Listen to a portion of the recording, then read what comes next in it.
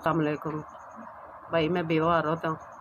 7 मेरे बच्चे ने ते मैं अपनी मेहनत मजदूरी करके बच्चे पालने ते एक बच्चा पढ़दा है ते वो भी बड़ा औखा पढ़ानी पई हाँ कि उहदी फीस साडे कोल नहीं दित्ती जांदी ते साडा घर दा खर्चा जिहड़ा ना बहुत औखा चलदा ते अपनी जिन्नी क मेहनत हुंदी उन्नी क कर लैने आ। जुत्तियां दा काम करने आ, 500-700 दिहाड़ी कर लैने आ ते वक्त पूरा करने अपना।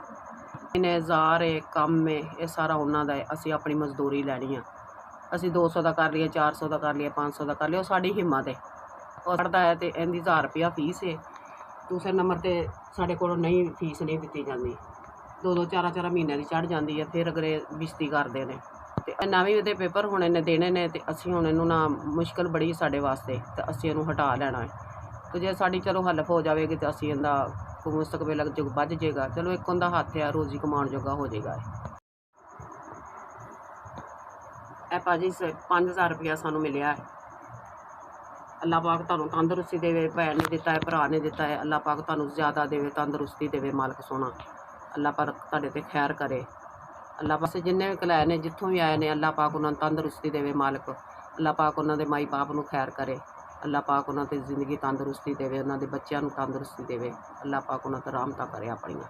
मजदूरी करने आ, मजदूरी करके अपने घर दा चक्कर चलाउने आ। जिंज भी औखी है सौखी है असीं करने आ। अल्लाह दे हुक्म नाल हक हलाल दी रोजी कमाने आ ते कमा के बच्चिआं नूं खुआने आ। किसे टाइम हुंदी आ, किसे टाइम नहीं भी हुंदी। शुक्र अलहमदुलिल्लाह। अल्लाह पाक तुहानूं तंदरुस्ती देवे मालक, तुहानूं सेहत देवे। अल्लाह पाक तुहाडे ते खैरां करे मालक सोना, सी देवे मालक सोना। अल्लाह पाक तुहाडे ते खैरां कर देवे। अल्लाह पाक रहमत कर देवे तुहाडे ते। अल्लाह पाक खैर करे सोना मालक। भैन भरा ने पैसे सानूं दित्ते ने, अल्लाह पाक उन्हां दियां दिली ख्वाहिशां पूरियां करे मालक। अल्लाह पाक उन्हां नूं सेहत तंदरुस्ती देवे। अल्लाह पाक उन्हां ते खैरां